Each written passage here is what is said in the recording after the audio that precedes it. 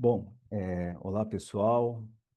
Estamos aqui no nosso terceiro episódio, 53 minutos com Aquino, e hoje eu tenho a honra de estar com a Giane Cruz, para falar um pouquinho sobre o tema conselhos de mulheres, né? Então, em primeiro lugar, Giane, muito obrigado por você aceitar meu convite de fazer esse bate-papo. Nós nos reencontramos, né, no seminário, né, do Cerrado. Cerrado Tech Summit, né, dos nossos colegas Vaniel e do Eric, e na Sim, ocasião, batendo um papo, né, com você sobre conselho, sobre governança, então eu falei, poxa, Gênia, que tal você falar aí da sua experiência, de conselho, de governança, e aí fui surpreendido também, positivamente com o seu livro que, né, estava sendo também divulgado naquele sim. momento, né? Então, Jenny, muito obrigado. Então, antes de eu começar com minhas perguntas, é um bate-papo bem simples, não tem nenhuma pergunta capciosa, pode ficar tranquila.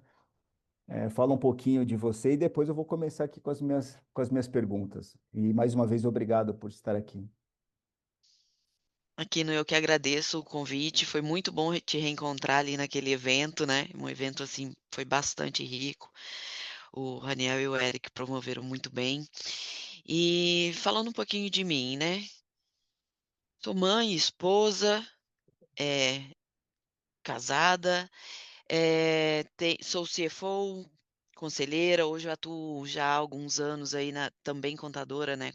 Mas atuo já há alguns anos como em com governança corporativa, com conselhos. Eu brinco que todo contador é um conselheiro, né. E aí eu resolvi migrar também para essa nessa embarcar, né, nessa agenda também. Então, hoje eu atuo como conselheira, como CFO, com reestruturação de empresas, sempre trabalhei ali mais com empresas, familiares na região do Centro-Oeste. E assim, hoje levanta algumas bandeiras. Hoje eu sou superintendente regional da WCFO Brasil no Centro-Oeste e membra da Diversity on Board, a DOB, né, um grupo de conselheiros global. E estou aqui para corresponder às expectativas do seu público aqui dentro desses 53 minutos com a Quino. Legal, Giane. E você sabe que esse tema, né, conselhos de mulheres, ele tem muito a ver com a minha esposa, né, que às vezes ela dá os conselhos e a gente não segue e normalmente dá errado, né? Então, eu falei, bom, eu preciso falar sobre conselhos de mulheres. Nós temos um projeto, de um curso de governança corporativa para as mulheres. Eu, como sou pai da Letícia, espero que ela tenha as mesmas chances no futuro, cada vez mais as mesmas que os homens, né? E para começar, queria perguntar se hoje se discute muito esse tema de mulheres no conselho, né? Você acha que na sua percepção, participando em governanças, liderando algumas associações de mulheres, como você bem colocou, você acha que é mais uma falta de oportunidade, que a gente tem um número menor de mulheres, de capacitação? Onde que você acha que está esse problema? Ou os homens chegaram primeiro? Como que você tem visto isso? Eu acho que os homens chegaram primeiro e sentaram no janela, né, Uhum. e aí a gente também está querendo ali, o nosso espaço, né. Eu acredito sim que as mulheres estão, eh, formadas, preparadas, dispostas, mas ainda por ter sido, assim, desde de toda a história anterior, né, em gestão de empresas, assim, toda a nossa história, antropologicamente falando, né, os homens sempre estiveram à frente. Mas sim, os grupos onde eu participo, e é bem nítido, muito nítido, assim, que a gente tem mulheres para as diversas áreas, eh, profissionais, assim, bem gabaritadas, com mulheres de multinacionais, com para 2, 3 línguas. Eu acho que essa ideia, né, essa impressão que tem que as mulheres, né, não estão prontas ou não têm interesse, não é real. tá. Eu às vezes me pergunto até se estão procurando o lugar certo, porque por onde eu caminho existem, são excelentes profissionais, você encontra na área de engenharia, de matemática, de ciências, de energia, de combustível, diversas áreas, além daquelas que nós já atuamos ali de tax, de financeiro.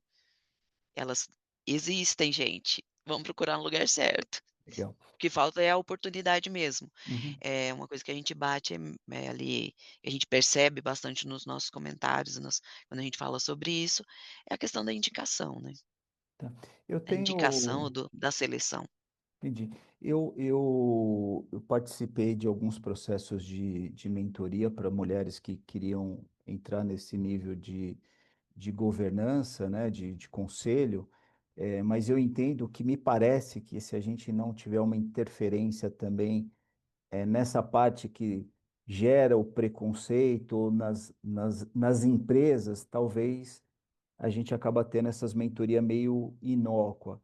Eu queria saber de você, assim, o que que você acha que essas instituições que você tá liderando, o que que você acha que o mercado precisa fazer mais para ter mais oportunidade para as mulheres que eu imagino vão nos escutar aqui ou estão nos escutando, para gerar mais essas oportunidades, né? E se você acha que esse a cota, né, igual foi estabelecida para as empresas estatais, isso é um passo relevante. Eu confesso para você que eu não tenho uma formação, uma opinião clara se a cota é algo que vai resolver esse problema, mas eu queria ouvir de você o que que vocês estão fazendo, o que que você acha e se cota pode ser um caminho.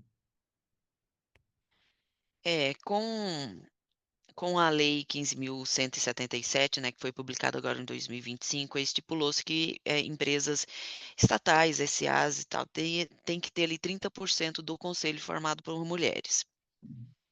A questão da cota, eu posso te dizer, assim, que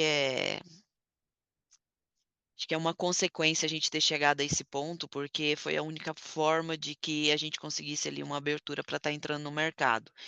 E a questão da cota é algo que já foi instituído em outros países e que tem se percebido ali uma evolução, no sentido de ter mais mulheres participando do conselho, ainda extremamente lento aqui mesmo nesses outros países onde foi já tem alguns anos até que foi instituído, ainda é lento essa progressão da participação das mulheres em conselho.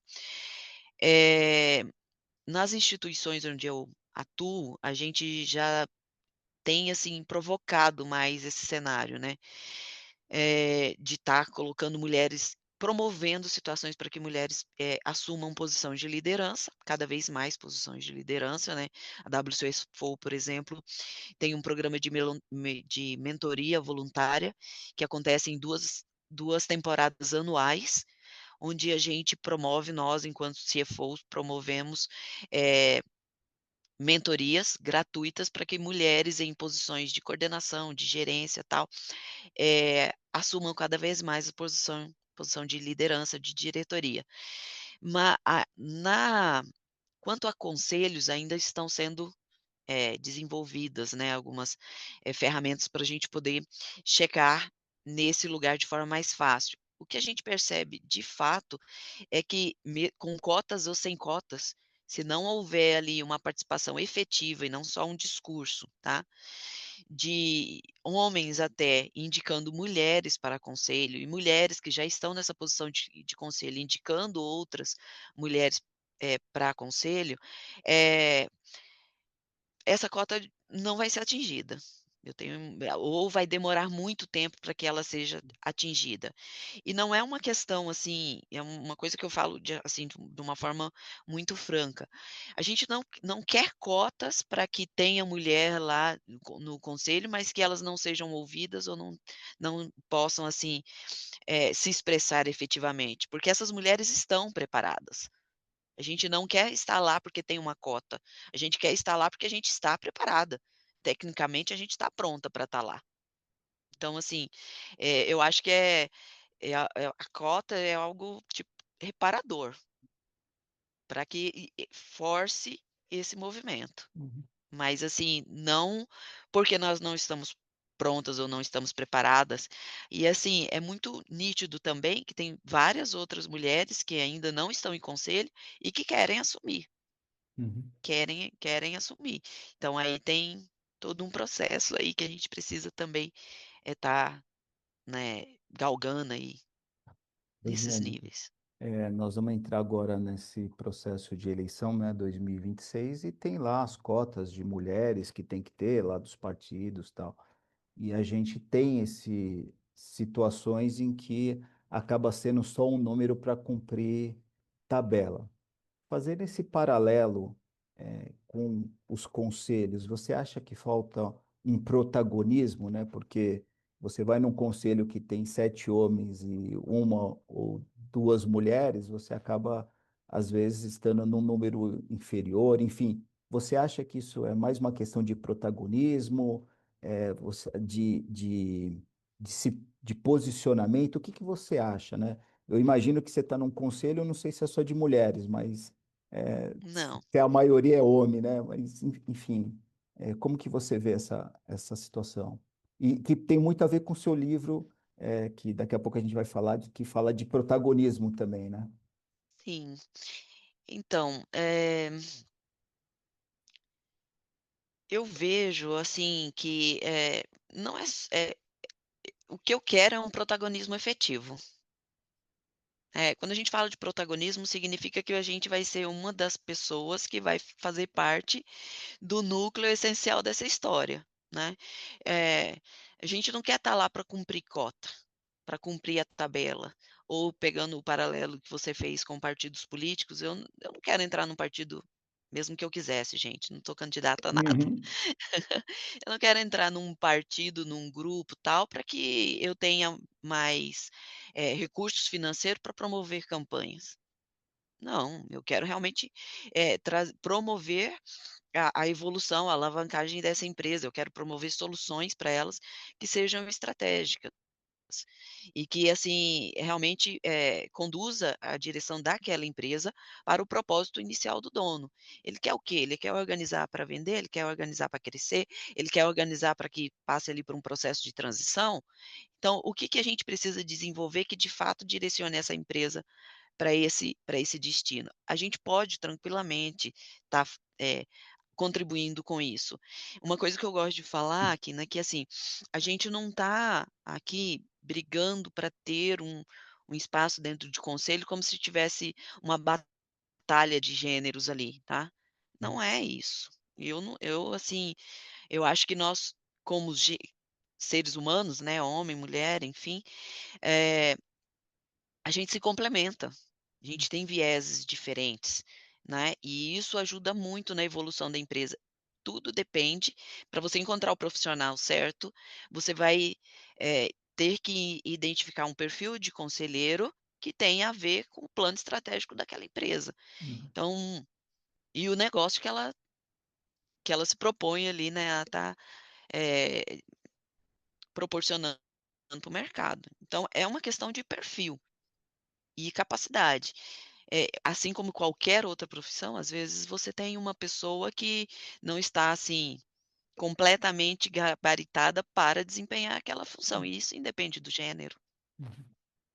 Então o Uhum. que vai valer é você encontrar o profissional certo, com perfil tanto de as hard skills como as soft skills que atendam a demanda daquela empresa. Então, pelo que eu estou entendendo, na sua posição, na sua colocação, é que não é só uma questão de identidade de gênero, de raça, de cor, mas a gente precisaria ter uma diversidade cognitiva também nos conselhos, né? A palavra que eu uso, assim, composta que eu uso é: "A gente precisa de diversidade de saberes". Uhum, Mas de diversidade de saberes que combinem com o perfil da empresa, né, que tem a ver com o perfil da empresa ali, com o objetivo dela e com o que ela vende, com o negócio dela. Eh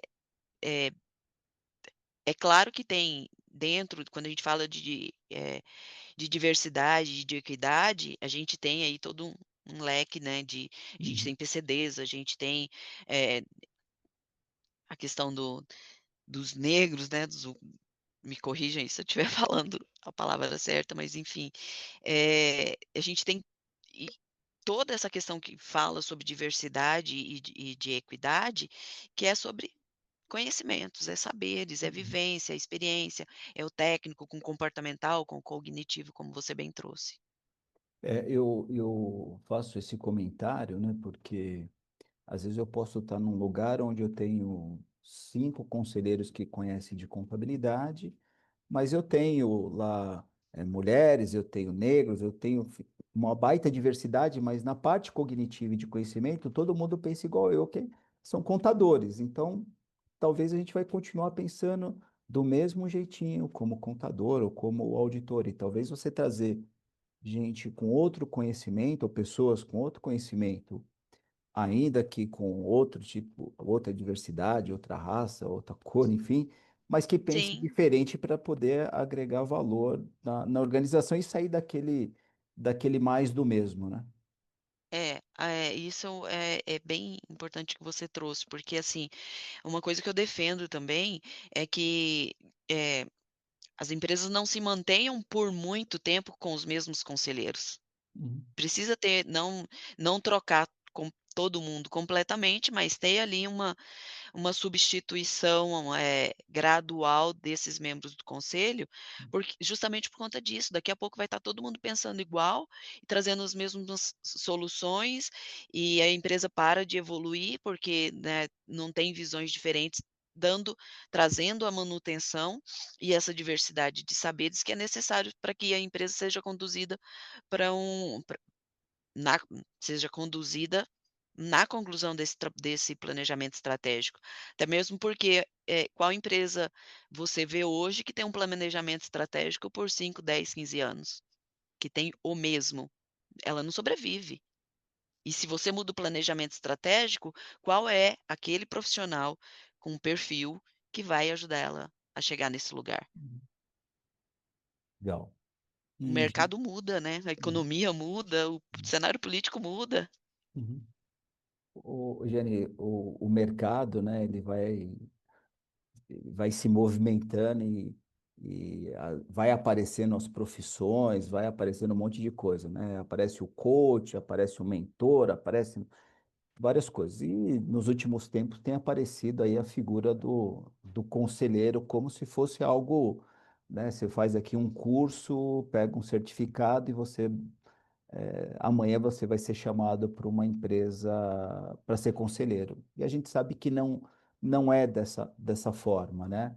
Enfim, Não eu não é. quero discutir esse ponto, né? Porque eu tenho uma posição bem pessoal sobre isso, mas eu queria saber como que você ingressou no seu primeiro conselho, quais as dicas que você poderia dar, né? Com todas essas dificuldades que tem da mulher entrar no conselho, mas para as mulheres que estão nos escutando, quais seriam essas dicas ou o que que você utilizou para entrar nesse conselho? Aqui a mulher, para ela entrar no conselho, ela precisa desenvolver algumas etapas que são cruciais, tá. Primeiro, a gente precisa desenvolver network, a gente Uhum, precisa aprender a fazer network. Até pela questão do falando um pouquinho de perfil comportamental, mas a pessoa que é técnica, em geral, ela tem essa dificuldade de network, de lidar com pessoas, de entender que ela precisa sair ali daquele foco em tarefas e olhar um pouquinho essa questão de network, gerar relacionamentos. Para a mulher, ela precisa se superar cada vez mais.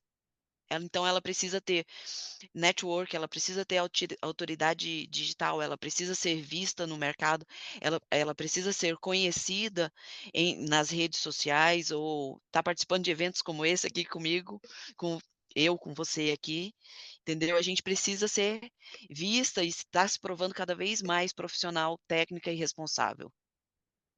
Entendeu? A gente precisa tá trazendo cada vez mais forte. Então a gente precisa desenvolver network, a gente precisa se desenvolver nas redes digitais, né, no meio digital, e a gente ainda precisa estudar muito mais para que a gente consiga ser vista e indicada para um conselho, né. Eu já participei de algumas seleções de conselho que eu não fui aprovada.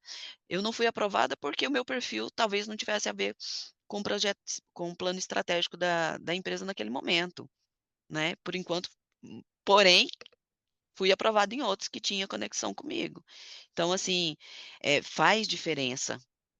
Sim, esse movimento ele é necessário, eh, como você bem colocou, não é fazer um curso e no outro dia vai ter alguém aqui batendo na tua porta pedindo fala pra vo perguntando para você se você tem interesse de participar do conselho.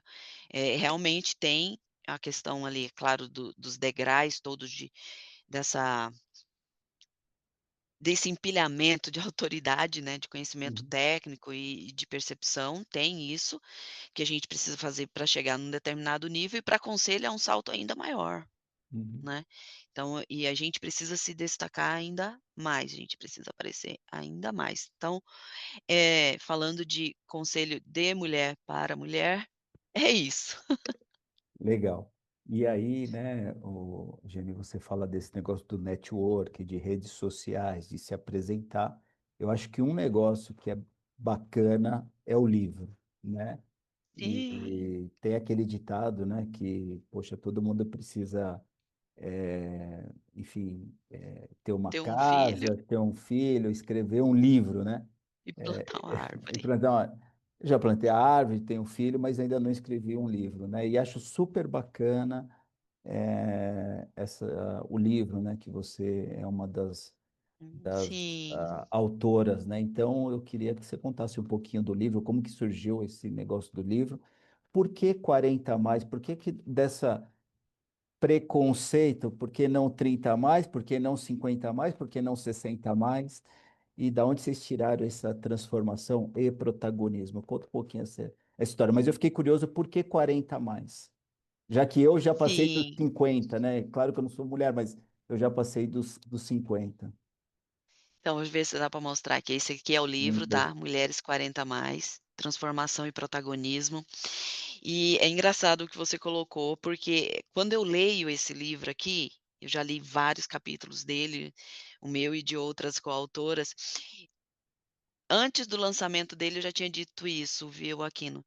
É um livro 40 mais, mas ele é para qualquer idade. Uhum, E eu digo até que é para qualquer gênero, tá. uhum. Porque se o homem queria um manual para aprender a lidar com mulher, tá aqui. É. Em algum momento você vai se deparar com situações que são mencionadas nos capítulos desses livros, nos capítulos deste livro, tá. Por que 40 mais? Aqui esse livro é escrito por mulheres de diversas idades, mas esse livro tem 44 autoras, então por isso mulher 40 mais. Eu gravei um vídeo quando foi para o lançamento desse livro, que eu falei assim, que se eu tivesse lido esse livro quando eu tinha 20 anos, eu teria me poupado de muitos problemas, entendeu. E aqui fala de várias, situações que envolvem-se a mulher por conta da história de vida de cada uma das autoras, mas, isso também é um manual para entender as fases da mulher. O que que nós estamos descobrindo depois dos 40, 50, 60? Né. Então, assim, eu posso brincar aqui que se quiser o início de um manual é esse daqui. O livro é escrito por mulheres de diversas áreas de atividade, e ele é coordenado pela Alessandra Mello, que é uma médica endocrinologista, e pela Veloso, a Sara Veloso, que também é uma grande referência aí no mercado como CFO e como conselheira, né. E eu recebi esse convite início desse ano, e eu entendi que era o meu momento de cumprir aí esses 3 pilares da vida e acabei me escrevendo o primeiro livro. Eu tenho outro livro que vai ser lançado em Cuiabá em janeiro e uma perspectiva de mais um terceiro livro no segundo semestre do ano que vem. Então, assim, é bem interessante. Nesse livro, eu falo sobre o autocuidado, autorresponsabilidade, autoconhecimento, espiritualidade. Legal. Eu vou já falar sobre o seu artigo, né? Bom, nesse dia aqui que nós estamos falando, o meu exemplar ainda não chegou, então eu li o seu artigo apenas, né? Porque você gentilmente me passou, mas foi comprado o livro e, em função, né, de ser novo, ele ainda não deu tempo de chegar. Mas eu perguntaria, fazer uma provocação aqui para você. Quando tem esses livros mulheres ou só de homens, enfim, isso não cria o clube do Bolinha ou da Luluzinha, né? Eu vou falar isso da minha época, né? É o que me levaria, às vezes, eu olhar um livro desse e falar, será que eu tenho que me interessar por um livro de mulher 40 a mais? Só vai falar de tema de mulher? Isso não poderia, parece meio bobeira, mas isso não poderia ser um impeditivo, por exemplo, dos homens lerem esse, esse livro? Eu acredito que não, Não? porque, assim, eu acredito que não, porque é como um pouquinho sobre o que a gente falou no início, da Uhum, diversidade de saberes. uhum, Eu acho até que o homem ainda, né, já melhorou bastante, mas ainda se restringe muito de falar sobre ele mesmo, de falar sobre sentimentos, ou de falar sobre as dificuldades, porque o homem também tem ciclos diferentes na vida, né. E e eu acho que ler esse livro vai provocá-lo a perceber que: "Puxa, eu também", o meu capítulo mesmo, eu tive o cuidado de dar alguns exemplos, mas eu deixei ele bem geral, e gosto de fazer um paralelo, porque, assim, ninguém atravessa uma rua, mesmo estando na faixa de pedestre, sem olhar para os 2 lados, né. E isso independe de gênero. Isso independe se eu sou homem ou se eu sou mulher. O uhum, que vale é a minha preservação da minha vida, eu preciso ser a primeira pessoa preocupada em cuidar de mim mesma, né. E dentro da minha percepção enquanto líder, o que que eu vejo? Que, esse livro precisa inclusive ensinar homens a lidar com a liderança, com essa atribuição de lidar com mulheres, de liderar mulheres e de, conseguir, se comunicar claramente com elas em conselhos. Então o livro ele vai contribuir para tudo isso, e que seja um aprendizado, não de forma, pejorativa, sabe, uhum, mas que seja ali bem transparente, como quem analisa uma lei para fazer uma defesa. uhum, Sabe, com seriedade, com transparência, com empatia. uhum. Não, e eu estou te perguntando isso porque você falou que o livro é um manual para os homens. Mas quando eu olho o tema, eu falo assim, será que esse livro é para mim também?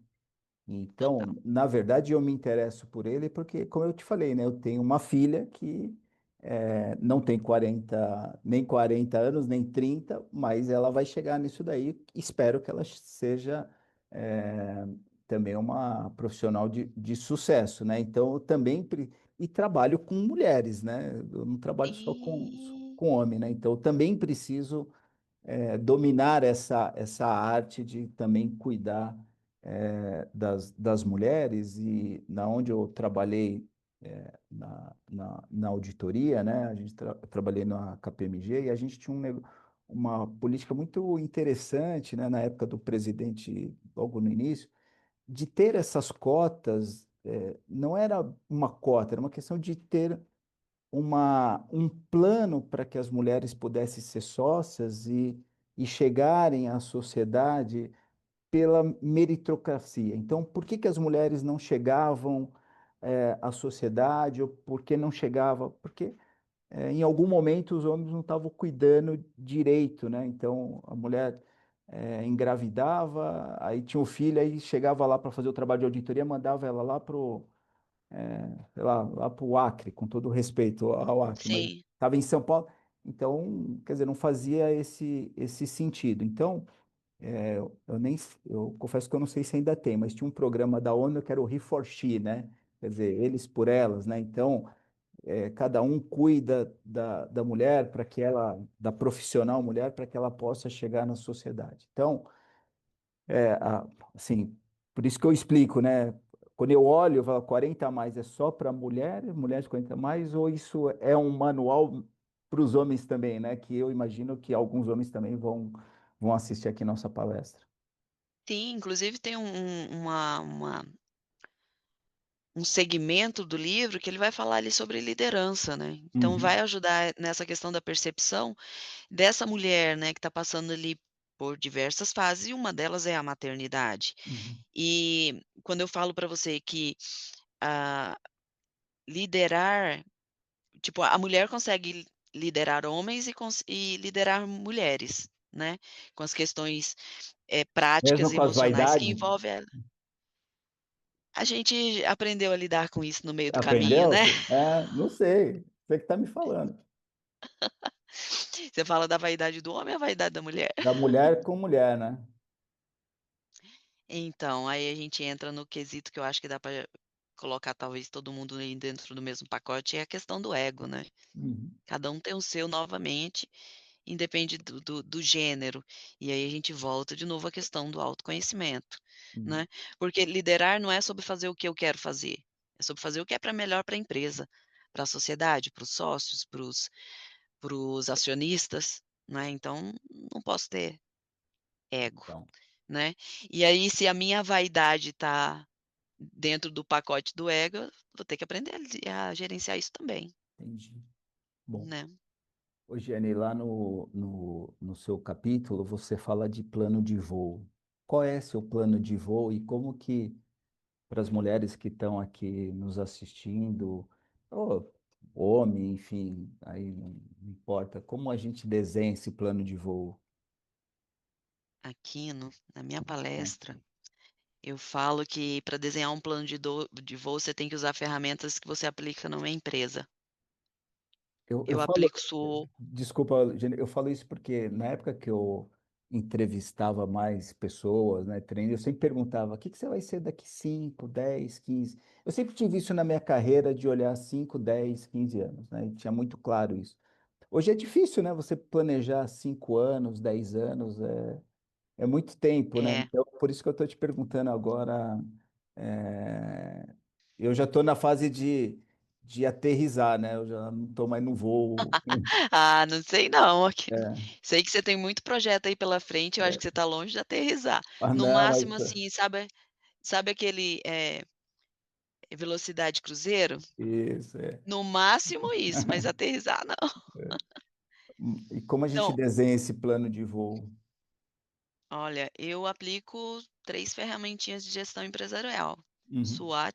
SWOT, SMART e 5W2H. E o que Na que é minha isso vida aí? O pessoal, que que é o na minha 5? vida Como que é? 5? é SWOT, Ok. Explica um pouquinho SMART. aí para a turma aí que tem. Pode ter alguns jovens aí que ainda não conhecem a matriz SWOT. Então, matriz SWOT, a gente analisa dentro do ambiente Uhum. interno, né, nós o que que é? Que depende de mim. Eu analiso quais são as minhas forças e as minhas fraquezas. Legal. No ambiente externo, eu analiso quais são as minhas ameaças e as minhas oportunidades, né. Em geral, as pessoas acham que, eu preciso pegar os meus pontos fracos e me dedicar a eles para que eu me torne melhor ainda.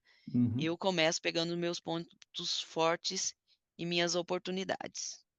Primeiro eu potencializo o que eu já tenho, e depois cada vez que eu precisar subir um degrau diferente, eu vou lá na minha meu ponto fraco, lá nos meus pontos que eu preciso de melhoria e falo: "Não, agora eu vou me dedicar a isso daqui", né. Uhum. E as ameaças eu tento mitigar. Porque se são ameaças e são externas, eu não posso controlar, então eu tento mitigar. A opinião dos outros é uma delas que eu deixo lá Uhum. como ameaça, não posso só mitigar.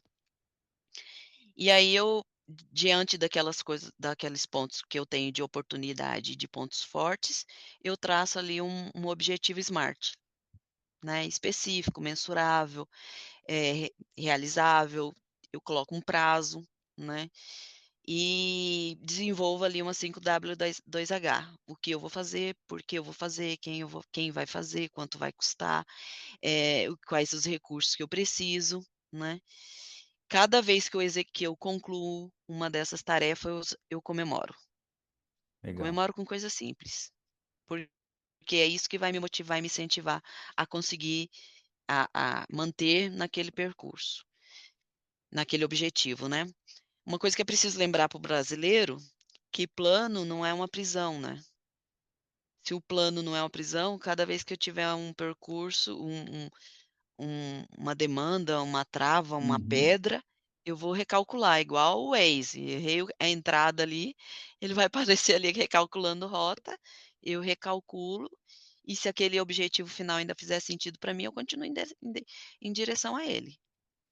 Hoje eu fiz isso a primeira vez com uns 30 anos, fiz um Uhum, plano para 40, que eu chamava, 40 me o nome do projeto era 40 melhor que 30, até porque 40 é um número maior que 30, né, então financeiramente ele é melhor. uhum, Concluí, descansei por um tempo e fiz um outro plano, que é os 50 tons de felicidade, que esse é o meu próximo plano de voo, que eu concluo daqui a 2 anos. Isso me dá tanto direcionamento que eu já atingi as primeiras metas desenhadas há 3 anos atrás. E aí meta alcançada é meta redirecionada, uhum, redimensionada. entendi. E assim, meu plano de voo ainda estou subindo, Uhum. continuo subindo. Giane, você tem uma parte também do seu artigo que ele fala sobre picos e vales. Tem um livro, eu não sei se você já leu esse livro, mas tem um livro de picos e vales, eu esqueci o autor, e depois eu vou deixar aqui, né? Mas ele é muito bacana e ele traz a informação que você, na nossa vida, a gente tem os picos e vales, né? Nós determinamos quanto tempo a gente quer ficar lá no vale, lá embaixo, né? Às vezes a gente tem que subir, tá no pico, a gente olha, vai descer para o vale, olha o vale, aprende no vale, sobe de novo. Enfim, é um livro que eu gosto bastante desse livro, eu sempre lembro ele, tenho vários, em algumas palestras que eu ministro, eu cito esse livro, tem no meu Instagram, enfim. Eu queria saber por que que você cita esse picos e vales? Você fala, tem uma passagem bíblica, inclusive, né? Eu queria que você Sim, contasse, que eu gostei bastante dessa parte, e você fala da espiritualidade também nesse tópico, né? Como que você tem é, prime correlacionado isso, né? eh, eu relaciono isso com a área da saúde com a qual eu tenho atuado diretamente ultimamente, Uhum, recentemente aí, né, recentemente há alguns anos. Quando você chega ali numa UTI, a primeira coisa que você vê ali é um monitor, uhum, e esse monitor, ele mostra que os batimentos cardíacos da pessoa tá ok, né, então ele sobe e desce. Então uhum. eu gosto de lhe lembrar que se você está subindo e descendo, se você tem vales e tem picos, meus parabéns, você está vivo. Legal. O o vale, e aí é a relação que eu faço com a espiritualidade, lá em Salmo 23, é que o o vale, enquanto você está vivendo o vale, a gente precisa ter uma certeza espiritual de que ele é passageiro, assim como quando você está vivendo o pico. E se tudo é passageiro, você precisa aprender no vale e aproveitar o pico. Aprender no vale e aproveitar o pico, porque é passageiro. Nós estamos aqui em desenvolvimento, em constante construção.